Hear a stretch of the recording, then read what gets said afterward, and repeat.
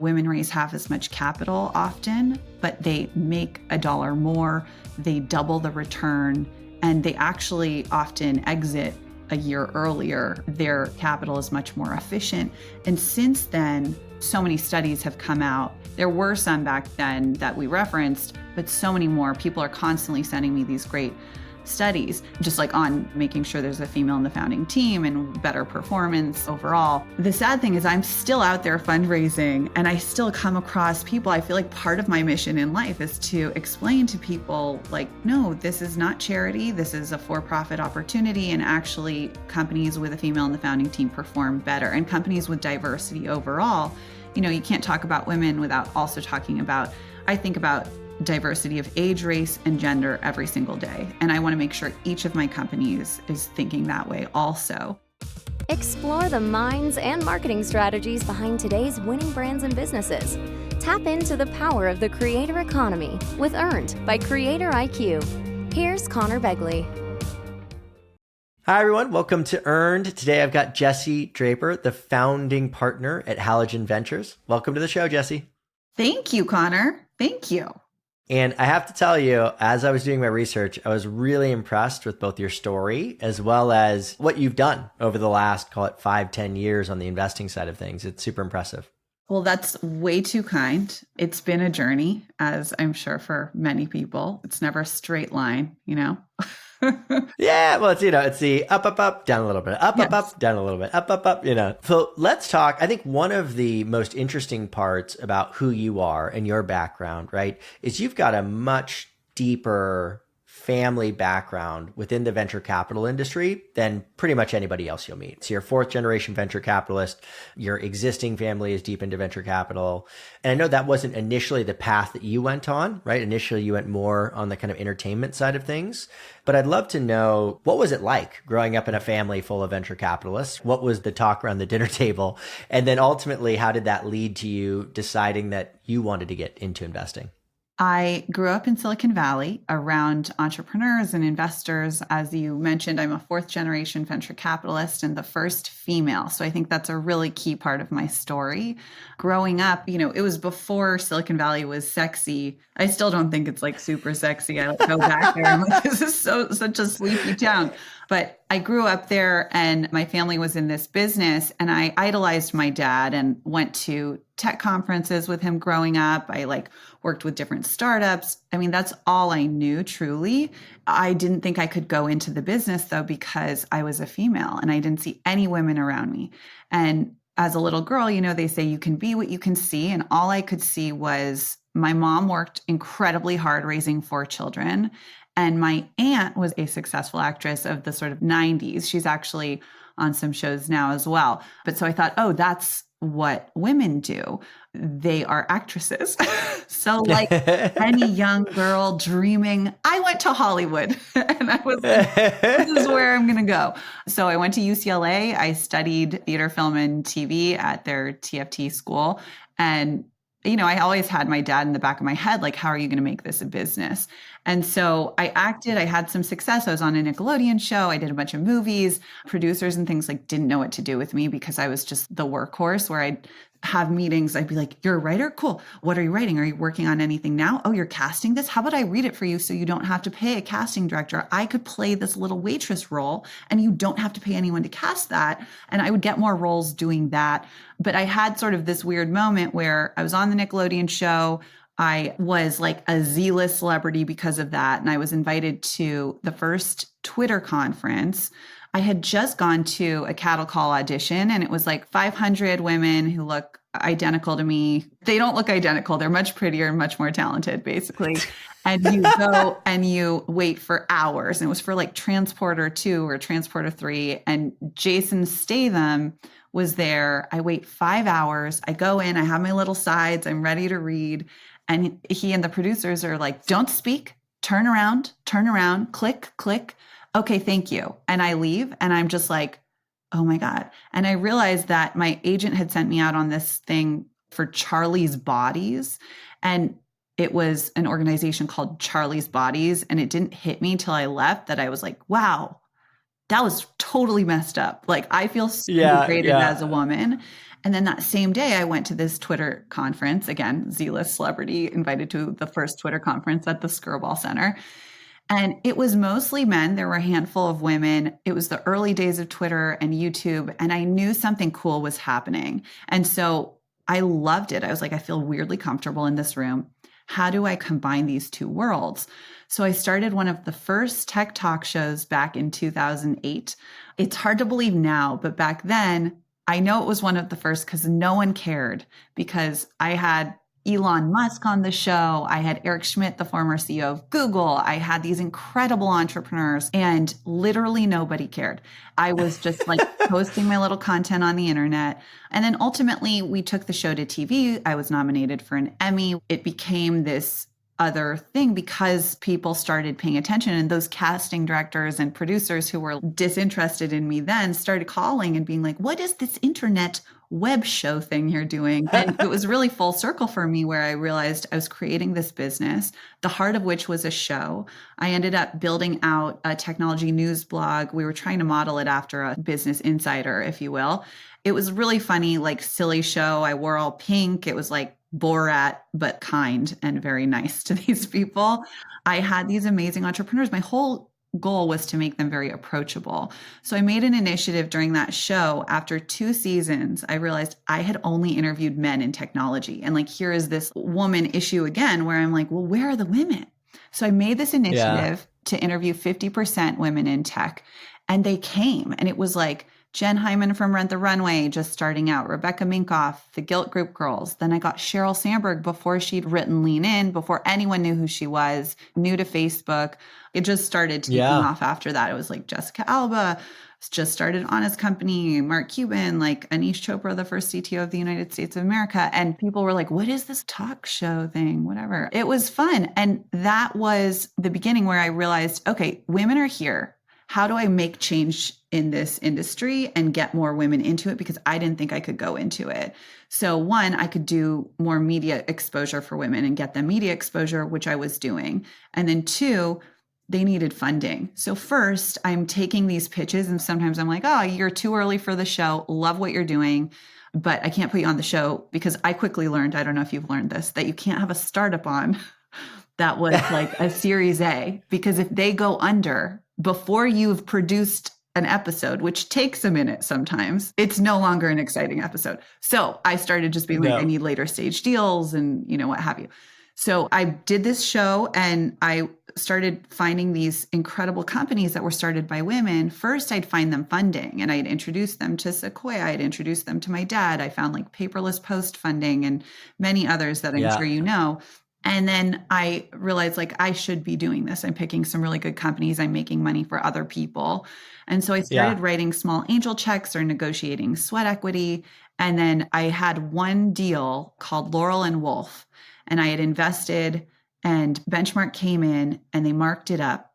And I sold secondary for a 26x return. And it was in less than 18 months. And then everyone else lost their money, but I had made some cash from this. And so I had a track record, and I used that, and I went and raised my first fund, mostly by pitching the guests on my show. So I had these incredible investors, raised fund 1. Now we're in the middle of raising fund 3. We're 72 companies deep, and things are going well. I mean, I'm really proud to say we have 100% female founded companies with 72 businesses. And I also like to say to incredible men like yourself, that we have 3 male CEOs. So it's nothing about like hating men. I just want to get more women in the leadership positions.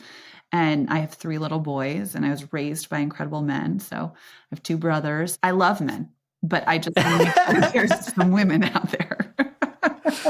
You had that article you wrote, which is like, investing in women isn't and I can say it's fucking charity. And so at the same time, I think it's also just a really good opportunity to find an underserved market, right? Like, it's a market that doesn't get the attention it should have because of a lot of the inherent biases you've talked about. And I want to talk about that in a second. But I think what's really interesting about your show, and kind of how it led to most of your LPs, right? The people that invested in your fund, and probably led to a lot of your investments. I mean, that's not an uncommon playbook for VCs today, right? You look at like This Week in Startups, it's a show, but it's really just about deal flow. That's the whole point of the show, is to get deal flow to Jason. Did you ever think about reviving, not Valley Girl, but a show that had a similar format, similar guests? Have you ever thought about getting back into that? I feel like it would still be a good path for deal flow. I have, and it was like I produced it with this amazing guy, Jonathan Pullins, who's my business partner, and we've talked about it. One day, maybe we'll bring it back, but I've done a bunch of shows since then. I've done a bunch of podcasts and stuff. I do keep my foot like in the media, but I think now it serves a different purpose for me where I'm like here, I'll promote my companies.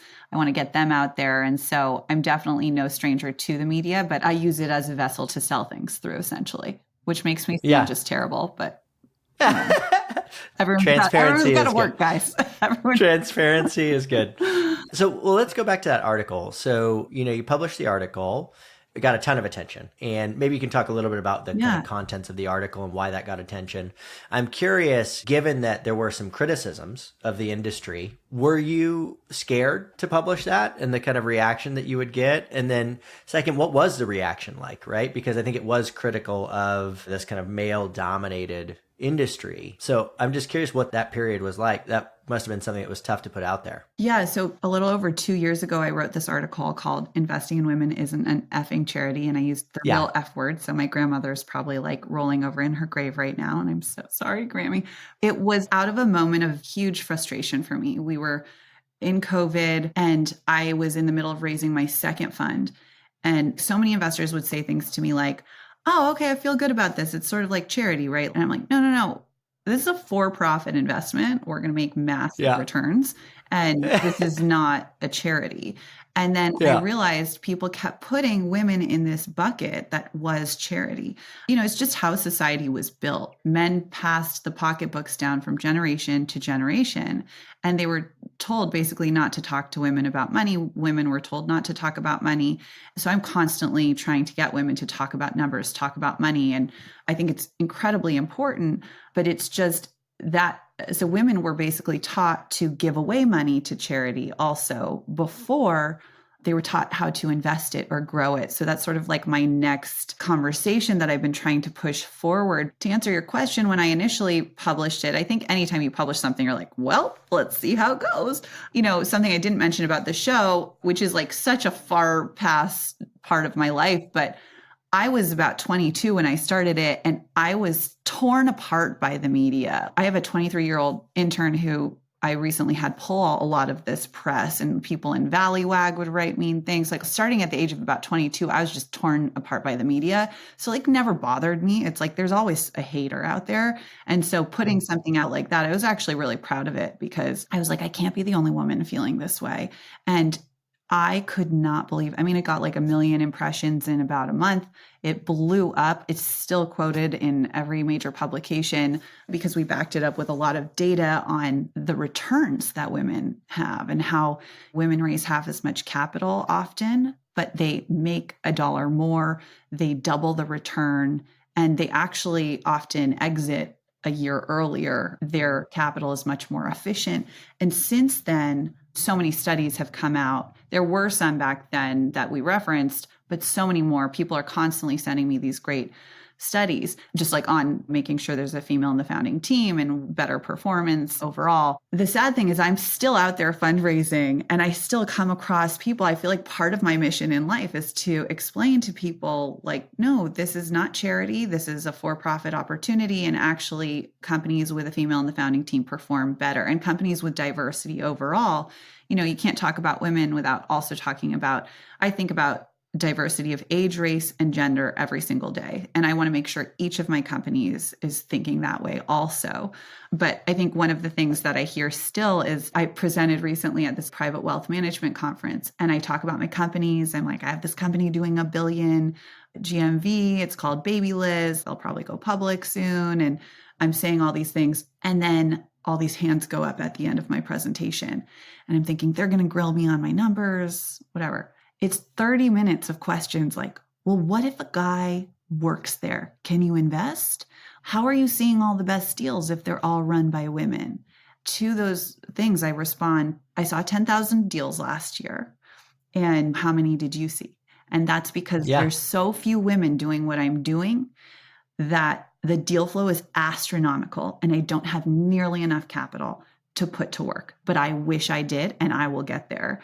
Yeah. And then it's like, yes, of course men can work there. I am building billion-dollar businesses, trillion-dollar businesses. Eventually, thousands of men will work there and thousands of women too, hopefully. I'm like, are we really going to waste 30 minutes on these silly questions? And then one time I started referencing some of these studies and they said, did you just make up all those statistics? I was like, on women? No. What? No. Are you kidding me? And now I just keep an ongoing list. It's like Morgan Stanley, Goldman Sachs, like Harvard Business Review, BCG, like they've all done these incredible studies on how diversity in teams create better performance overall. And now when people ask me those questions, I'm just like, let me just send you a list of research. Here's the sources. Yeah. Because like data is your superpower in this category. But I do feel like a lot is weighing on my shoulders in terms of performance. And I think every woman feels that right now, because we have to like do well. You just don't see as many women taking companies public, but you will, because I've funded a lot that are going to go public. So well, I think what's interesting is on this idea of diversity at an executive level, it's diversity in viewpoint is really what it's like they've got a different life than everybody else, right? Mm-hmm. And if you were to look at the demographics of the United States, it's becoming more diverse over time. And so like, again, similar to investing in women is not a charity, right? Neither is investing in diversity. Yes, it does have charitable benefits, but like, frankly, it just ends up being a good business decision. So love that. So let's kind of actually talk about your investment philosophy, what's worked, what hasn't worked. So the thing that's weird about VC is that you have a really long time horizon, right? You invest today, but you don't really know if you did a good job for like 7 to 9 years, right? It takes a long time. Yeah. Just because you're investing so early in the process. I'm curious now that I think you started the fund 2015, 2016 around that time? We're almost 7 years in with our first fund. So yeah. I was doing some angel investments before then, but yeah, so about 7, we're just nearing that where the investors are like, okay, where's my billion? So what have you seen in terms of those that have succeeded versus those that have not? Did you go in with any like, hey, this is my thesis outside of, yes, I want to invest in female founded businesses. I've got these other theses about where I think the world is going. How did those play out? Where were you right? Where were you wrong? I feel really lucky because I think we've seen the data proven like that I was mentioning in our portfolio where as a VC, you have to think 10 to 20 years down the road, right? So when I started investing, it was like the big D2C consumer brand boom. We did a lot of great fashion businesses, Carbon 38, Monica and Andy, Sarah Flint. We have so many great fashion companies, Senrev, but they were selling a product direct to consumer. And then we had COVID, all these things shut down. There was a boom. Inevitably, something's going to level out. So I think when I look back, I think I should have thought more about retail in addition to like the best investments would be like omni-channel. All of those companies are doing fine today.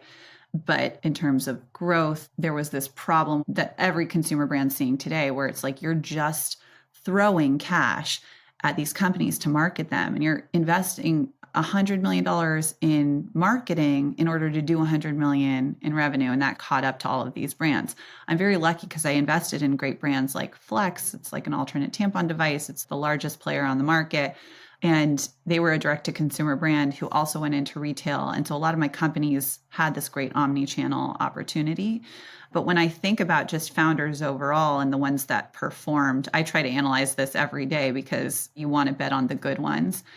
And I found it's the ones who it's like heads down, do the work, listen to the customer. They don't need to be the star. I'm usually like, no, but get out there. No, but I'm going to put you on a show. No, but like, come do this panel with me. They're usually that one where they're sort of like, I don't really want to. And like, it's about the work. I'm too busy, Jesse. I'm like, okay, but like, we need to start talking about this business. It's a consumer business. Like it's important to be out there talking about it. So those are good. Like I'd say Lauren Schulte from Flex is an incredible founder. I think about Esther Crawford. She sold Squad app. And when I invested, we sold it to Twitter before the madness, before all of that, when it was like a more normal sale. It was in the beginning of COVID. And when I invested originally, it was an audio technology that plugged into Alexa. And it was like one of those things I'm like, in 10 years, this is probably how the world's going to be working. We're going to be talking to the light bulbs and whatever. it was really interesting. And then that didn't work. She was listening to her customers. So she turned it into this thing called Molly, which for a multitude of reasons was a terrible name. It was like a social media app. And then through that, she realized, oh, wait, I created this random thing and it's this screen sharing technology so that I can watch YouTube videos with my friends and take selfies together and we can all see each other. And it was the first time you could like flip the camera and do this whole thing. And that blew up during COVID. And so we were just like, this is a really great opportunity to sell. She had just gotten this great partnership with Snapchat, and then she just got a bunch of offers on the table. And so we sold that, but it's proof of a founder who was just like heads down about the work. It doesn't matter if the product isn't working. She pivoted twice, and I literally invested in a different company than the one that sold. Yeah. And so I think you want founders like that who, it doesn't matter if they run out of money, it doesn't matter what's going on, they will make this thing work and figure out how to get the money back for investors. She has an amazing story that everyone should read about too. Most recently, she was in charge of the blue checkmark situation. She was like the girl in the sleeping bag, sleeping at Twitter. And it's like been very public that she was let go recently, but her whole story is just incredible. She sold this company to Twitter. She adopted a foster kid when she was 26. She left home at 18. Like, she's just this amazing human that everyone should read about. But I think that's the kind of founder I'm looking for. Like, I want heads down. I often ask questions in pitches like, there's this thing and I've invested in them a couple of times. It's like a fancy founder. That's what I call them internally, now externally. But it's like a founder who spends too much money, doesn't understand that you have to make the return for the investor, and that really is a huge priority that you should be thinking about in 7 to 10 years. And I have little just scars from that type of founder who just doesn't feel that responsibility. And I'll often say like, hey, you seem like a great founder. This is a really interesting company. You've gone through 2 IPOs. You've probably made a bunch of cash. I'm investing in a startup. Why are you doing this? Because you could just go live however you wanted right now. And so you want to find the ones who are like, I have to solve this problem. I have to make this happen for this, and this reason. Or one of our founders said, I actually didn't make as much money as I was supposed to, and I want my $40 million back. So I'm going to go make it with this company. And I was like, cool. She's still hungry and wants to make it happen. So I think you want heads down, workhorse, scrappy, doesn't spend too much money. But there's all kinds of founders. You talk about diversity. It's like you couldn't pick one type. You never know what's going to work. But I think it's about just drive, openness to pivot and listen to your customers. And also when you look back in those early days, it sounds like such a simple, silly thing. But we have an onboarding meeting where we'll be like, you need to send us quarterly updates. Here's what we expect from you. Here's what you can ask us for. And I can't tell you how many founders just don't update their investors, and they just don't even send regular information. And we're there to help. So I'm always like, even if the update's just here's what I need, that's actually great. It's communication. And it's like, if you need Costco to be your customer, I'll introduce you to Costco or whatever.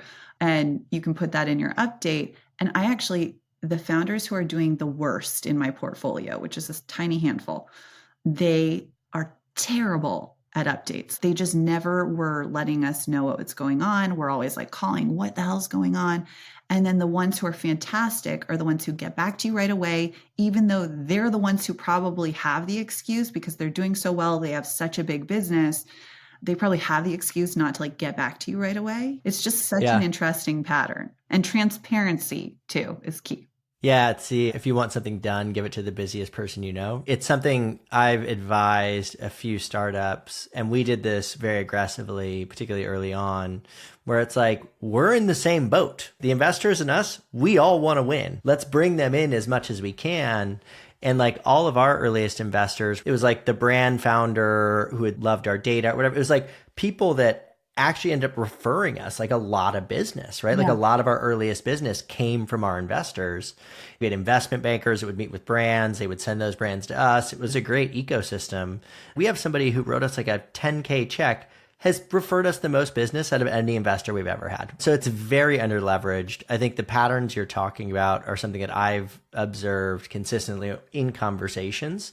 And I think the updates are so critical and often ignored, right? Oh, yeah. Like, and you know, in the first 6 to 9 months, if you're not hearing from them, I sort of say you have like 2 years to prove it to me, or you don't get any more money, because every founder comes back for more money.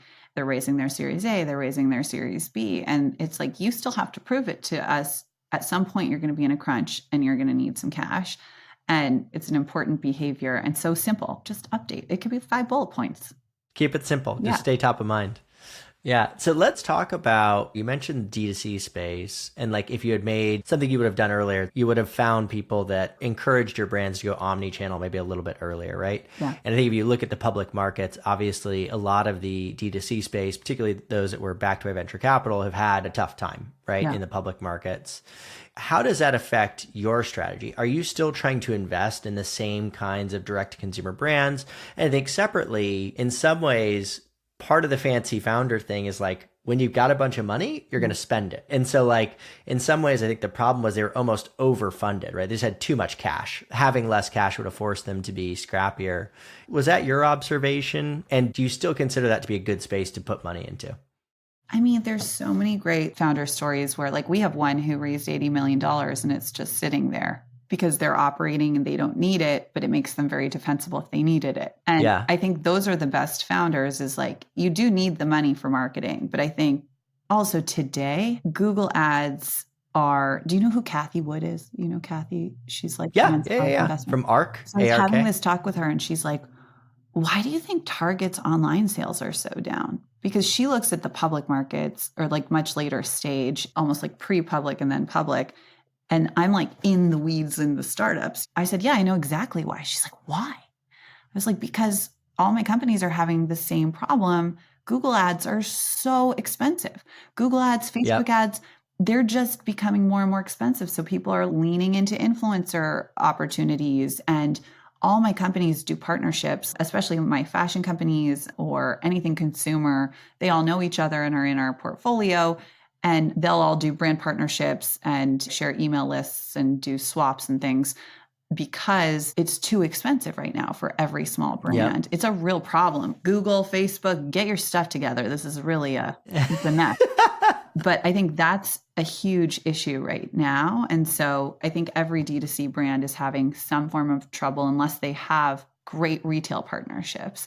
I don't know. I think there needs to be, and I'll put this out there, but I like want to do a big fashion e-commerce roll up, and I don't have time to do it. So if anyone out there wants to do it, you just give me a call. I got the brands for you.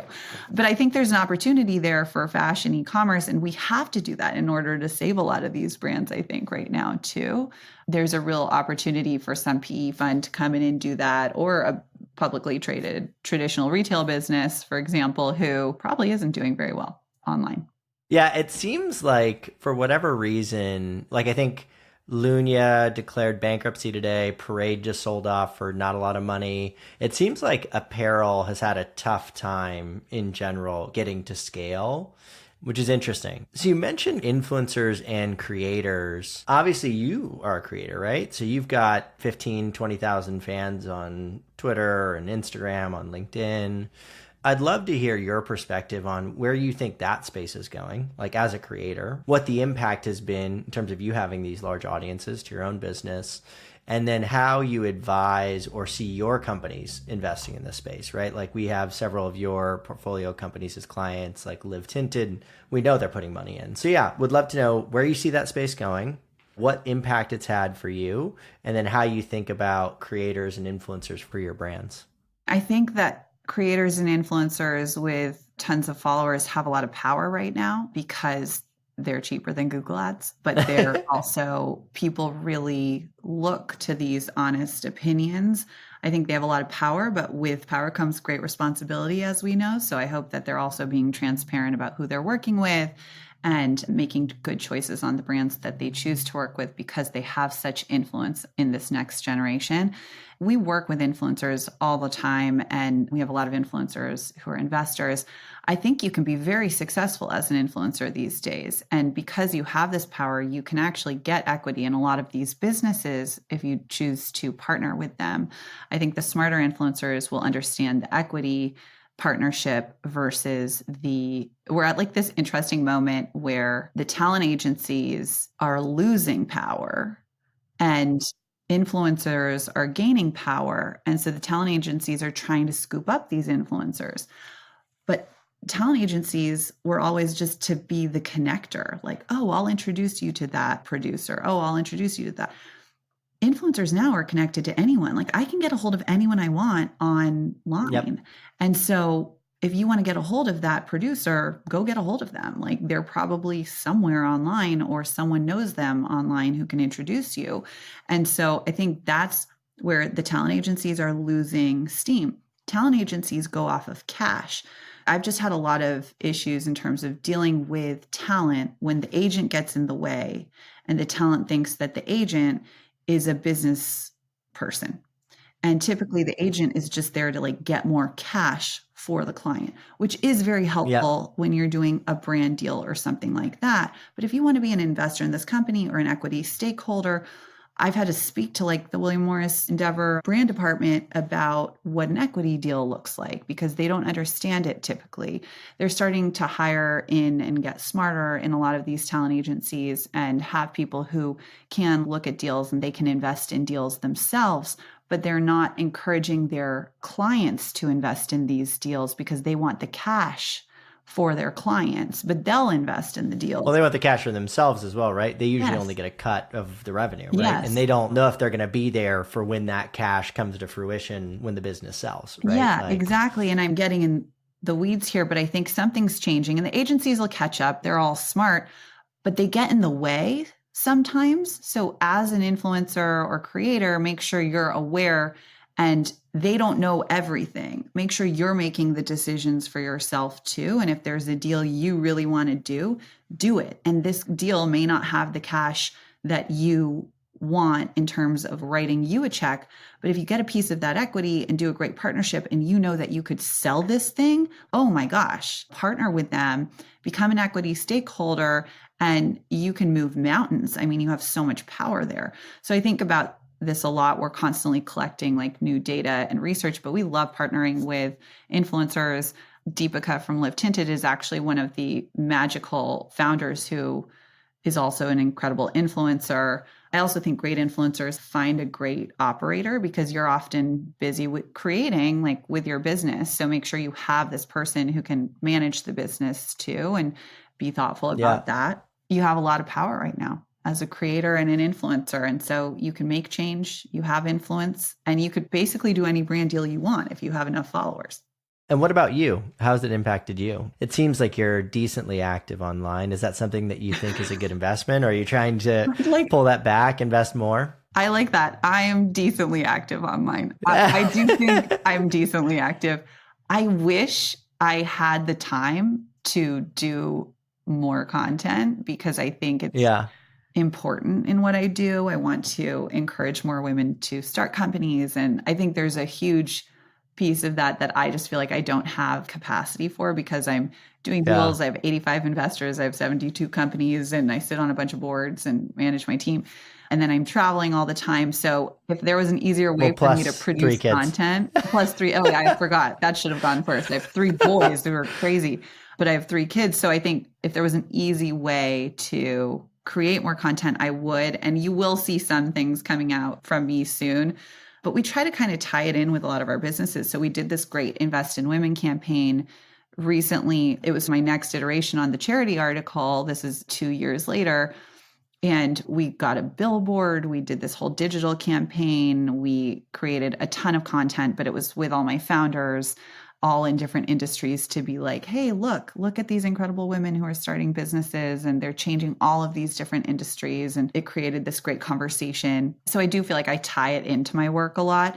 And I'll do content. I started this Mommy Mental podcast last year where we're doing a lot of investing in future of family as a category and childcare related businesses. And so I wanted to learn more about that. And so I started this podcast and interviewed incredible childcare oriented founders, politicians, mommy bloggers, anyone who's in that community who could give me insight there. And so I think there's ways I tie it in. I think it's a really important piece of society today. Like, I think brands are only going to be successful in the future if they do work with influencers. You need some sort of branding at least out there. And like the only way you can get your brand out there today is through influencers, at least for the next generation. Yeah, it's a big channel in which a lot of these brands are discovered. Well, I've used up a lot of your time. Let's do one fun end of show question. Yes. What's kind of a recent investment that you're most excited about, that you think this is where I think the future is going? And I know by making you pick one, I'm making you not pick others. So sorry about that. It's so hard.